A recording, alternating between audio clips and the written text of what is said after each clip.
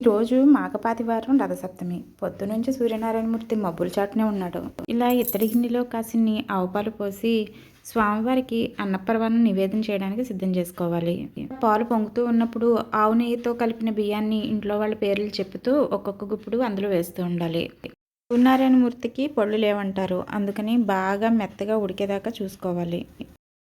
తర్వాత చిక్కుడాకులో కొంచెం బియ్యపరవాన్నం వేసి అగ్నిహోత్రుడికి నివేదన చేసుకోవాలి. అగ్నిహోత్రుడి నివేదన తర్వాతనే స్వామివారి ప్రసాదాన్ని సిద్ధం చేసుకోవాలి. దీనికి 7 చిక్కుడాకులు తీసుకుని ఒక్కో చిక్కుడాకులోనూ కొంచెం కొంచెం బియ్యం పరవాణాన్ని పెట్టుకుంటూ ఉండాలి.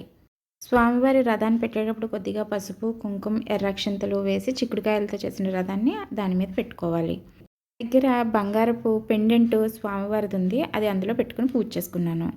స్వామివారి ఫోటోను కూడా పెట్టుకుని పూజ చేసుకోవచ్చు.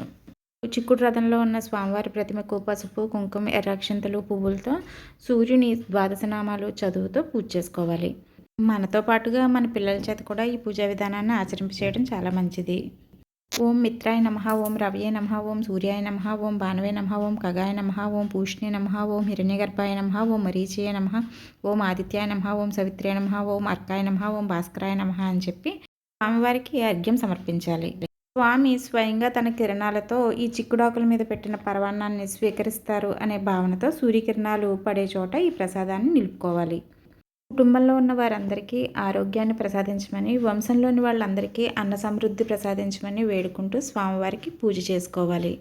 ఈరోజు వేసుకునే రథం ముగ్గుకి ఒకటే చక్రం ఉండాలి. నివేదనలో భాగంగా బియ్య పరవాన్నంతో పాటు కాస్త పిండి పులిహార కూడా స్వామివారికి సమర్పించాను. మొత్తం మీద మాఘపాదివారం రథసప్తమి పూజ ఈ విధంగా చేసుకున్నాను.